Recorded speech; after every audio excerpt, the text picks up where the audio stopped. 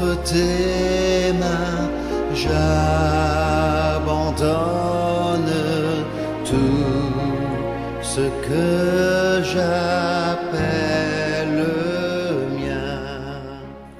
La dernière phrase de cette parole de Jésus sur la croix, nous la trouvons seulement dans l'évangile de Luc, chapitre 23, verset 46. Père, en tes mains, je remets mon esprit. C'est Jean dont nous avons pris la 6e parole. Il dit simplement, il remit son esprit. Mais la piété populaire, la sagesse spirituelle du peuple de Dieu a voulu retenir la phrase de Luc pour la référence au Père. Jésus est mort, mais son esprit est dans les mains du Père. Le corps, encore à la disposition de ses amis et de ses disciples, il sera mis au tombeau. Son esprit est avec le Père. La Trinité est désormais marquée du mystère de l'incarnation, de la vie de Jésus, de sa passion, de sa mort.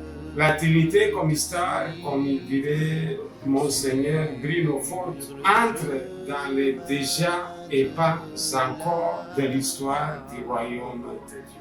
Le premier effet de cette nouveauté dans la nature divine sera la présence de Jésus ressuscité dans le temps et dans le monde des disciples incrédules. Une présence réelle qui évoquera ce qui est passé, mais qui parlera aussi de ce qui adviendra. Ce temps s'achèvera par le mystère de l'ascension et de la Pentecôte. Alors la présence de Jésus deviendra Église, deviendra sacrement, Eucharistie, baptême, confirmation, ordination, mariage, onction des malades. Elle deviendra présence de Jésus dans les pauvres, les exclus, dans la mission sociale de l'Église pour construire le royaume de Dieu.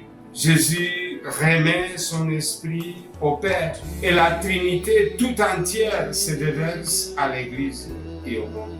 Soyons encore disciples de la Pentecôte et disposons-nous à recevoir l'effusion de l'Esprit, car par lui, le cœur du bon pasteur est accessible à tous et à toutes. Offrons notre esprit au cœur miséricordieux de Jésus. Tu peux me rendre vainqueur. Oui, prends tout, Seigneur. Oui, prends tout, Seigneur.